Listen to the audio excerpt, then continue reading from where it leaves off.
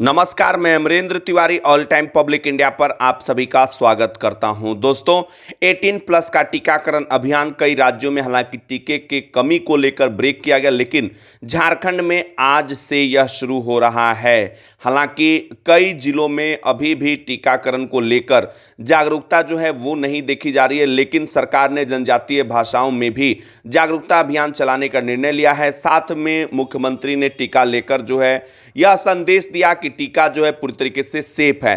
दोस्तों, अगर हम बात करें झारखंड के अलग अलग जगहों पर 18 प्लस का टीकाकरण अभियान जो है वो पूरी तरीके से जो है चलेगा। इसके लिए तैयारियां पूरी कर ली गई है। कोविशील्ड और कोवैक्सीन की डोजें भी झारखंड को उपलब्ध करा दी गई है, लेकिन जिन राज्यों में टीके में ब्रेक लगा है, महाराष्ट्र ने यह कहते हुए टीके की कमी को देखते हुए टीका में ब्रेक लगा दिया। केंद्र सरकार क्या प्रबंधन सही तरीके से नहीं कर पा रही है, यह भी एक बड़ा सवाल उठता है। और साथ में यह भी एक सवाल उठता है कि आत्मनिर्भर का मतलब क्या है। आत्मनिर्भर का मतलब है कि पहले हम अपने यहाँ की डिमांड देखेंगे, उसके बाद दूसरों की सोचेंगे। लेकिन शायद टीका को विदेशों में भेजकर अंतर्राष्ट्रीय छवि बनाने के चक्कर में केंद्र सरकार बुरी तरीके से टीकाकरण में फंसती हुई नजर आ रही है। और जब सुप्रीम कोर्ट में हलफनामा दिया गया तो यह बताया गया है कि रिसर्च के लिए जो है टीका कंपनियों को केंद्र ने एक भी पैसा नहीं दिया। यह अपने आप में सबसे बड़ा पोल खोल रहा है सरकार का कि सरकार रिसर्च के पीछे कितनी कितनी जवाबदेह है। ये नागरिकों के सामने केंद्र सरकार की पोल पूरी तरीके से खुल चुकी है। चलिए दोस्तों, हम बात करेंगे कुछ और प्रमुख अपडेट्स की। तो झारखंड में टीकाकरण अभियान, हालांकि कुछ जगहों पर स्लॉट जो है वो तुरंत ही बुक हो गए, तो आगे आप चेक करते रहिएगा जैसे ही स्लॉट आएगा। और कुछ जगहों पर बिल्कुल भी जागरूकता नहीं देखी जा रही है, तो उन तमाम लोगों से भी अपील है कि जल्द से जल्द जो है टीकाकरण में शामिल हों। झारखंड में संक्रमण की रफ्तार थोड़ी बहुत घटी है। कुल 4991 नए संक्रमितों की पुष्टि हुई। वहीं रांची में अगर हम बात करें तो रांची में पलामू में हालांकि बहुत ज़्यादा केस मिले, यहाँ पर 900 से पार संक्रमण हो गया। रांची में 605, पूर्वी सिंहभूम में 579, हजारीबाग में 364, बोकारो में 272, गुमला में 237, रामगढ़ में 202, जबकि शेष जिलों में मिलने वाले मरीजों की संख्या 200 से कम है। 8 जिले ऐसे हैं जहाँ पर 100 से भी कम मरीज मिले। हालांकि अगर सैंपल्स की जांच की बात करें तो गुरुवार को सैंपल्स की जांच 54,000 से ज़्यादा यानी कि 59,000 से भी ज़्यादा हुई यहाँ पर। और प्रतिशत सैंपल पॉजिटिविटी रेट की बात करें तो 8.44 आई है दोस्तों। तो यानी कि थोड़ा बहुत तो यहाँ पर सुधार देखने को मिल रहा है, लेकिन अभी भी खतरा टला नहीं है। 16 तारीख से झारखंड सरकार ने नए नियमों की घोषणा की है। 6,882 मरीज स्वस्थ होकर अपने अपने घरों की ओर लौटे और रिकवरी रेट भी झारखंड का बढ़ रहा है। लेकिन दोस्तों, राज्य में हो रही मौतों पर रोक जो है वो नहीं लग रही है। 108 मरीजों की मौत इस बीच हुई है। चलिए दोस्तों, हम बात करेंगे जिन व्यक्तियों ने कोविशील्ड का टीका लिया है पहला डोज, अब कोविशील्ड की दूसरी खुराक जो है 12 हफ्ते बाद लगेगी। और केंद्रीय स्वास्थ्य मंत्रालय ने कोविशील्ड टीके की दूसरी खुराक की अवधि में एक बार फिर से बढ़ोतरी की है।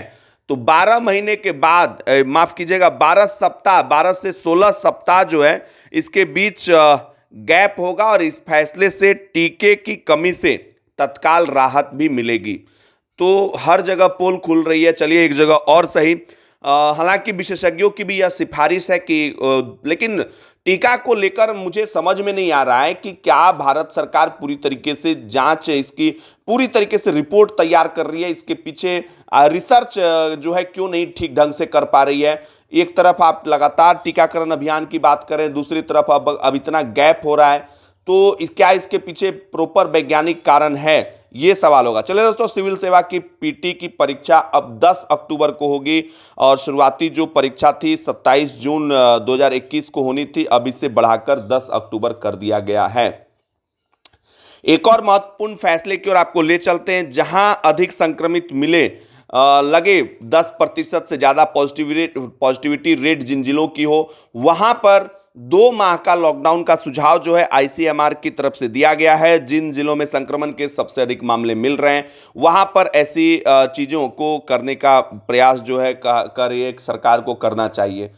दोस्तों, अनाथ जो बच्चे झारखंड में हो गए, मुख्यमंत्री ने निर्देश दिया है, बड़ा फैसला, पूरे राज्य में कोरोना संक्रमण की वजह से अपने माता पिता को खोने वाले बच्चों का ध्यान जो है वो अब सरकार रखने का प्रयास करेगी। वे शोषण और बाल तस्करी में न फंसें।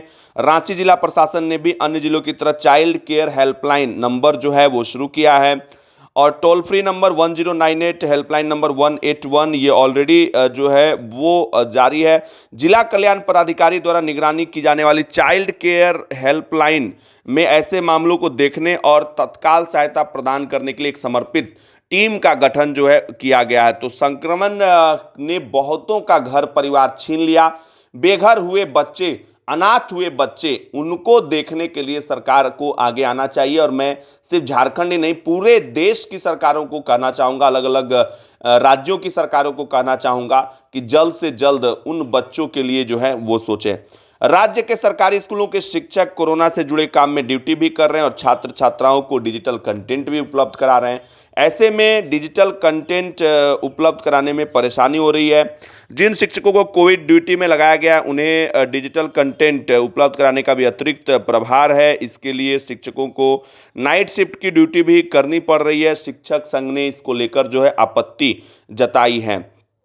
चलिए दोस्तों, कांग्रेस केंद्रीय नेतृत्व के द्वारा कोरोना संक्रमण के समय राहत कार्यों को सुदूर इलाकों तक कांग्रेस संगठन को ले जाने की बात कही गई और साथ में जिन निजी अस्पतालों से शिकायतें आ रही हैं कि जरूरत से ज्यादा पैसा वो ऐंठने का प्रयास कर रहे हैं, उनके खिलाफ कड़ी से कड़ी कार्रवाई की अनुशंसा सरकार ने की है। तो देखने वाली बात होगी यहां पर कितना वक्त लगता है।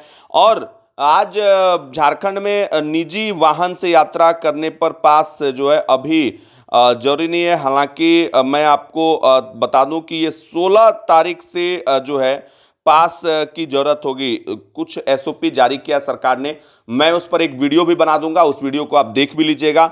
और बिना पहचान पत्र वालों को भी झारखंड में टीका जो है वो दिया जाएगा।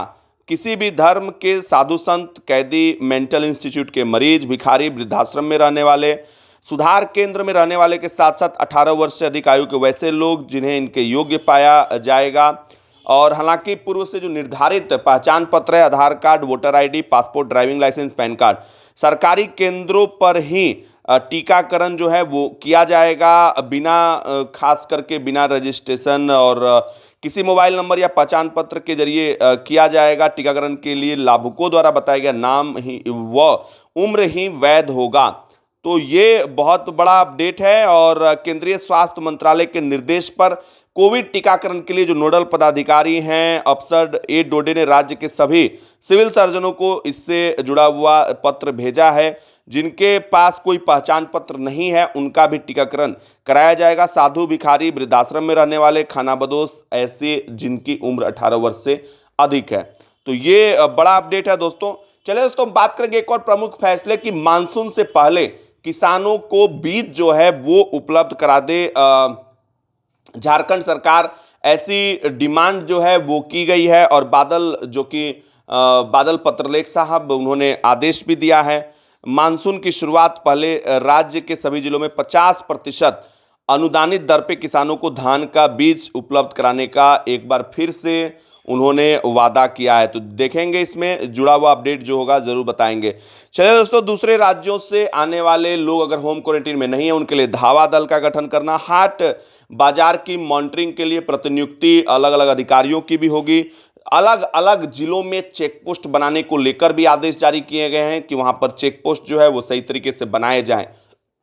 तो अब बाहर से आने वालों के लिए होम क्वारंटीन का तो नियम है ही, चेक पोस्ट बनाकर जो है उन लोगों की अवैध एंट्री भी बिना जांच के एंट्री भी रोकने का प्रयास किया जाएगा। फिलहाल के लिए इतना ही दोस्तों, लेते हैं आपसे इजाजत, फिर मिलेंगे नई अपडेट के साथ। तब तक के लिए नमस्कार, जय हिंद, जय भारत, जोहार झारखंड, जय झारखंड। जाते जाते एक रिक्वेस्ट, अगर ये वीडियो आप देख रहे हैं और अब तक ऑल टाइम पब्लिक इंडिया को सब्सक्राइब नहीं किया तो please all time public India को सब्सक्राइब कर लीजिए। बहुत बहुत शुक्रिया आप सभी का।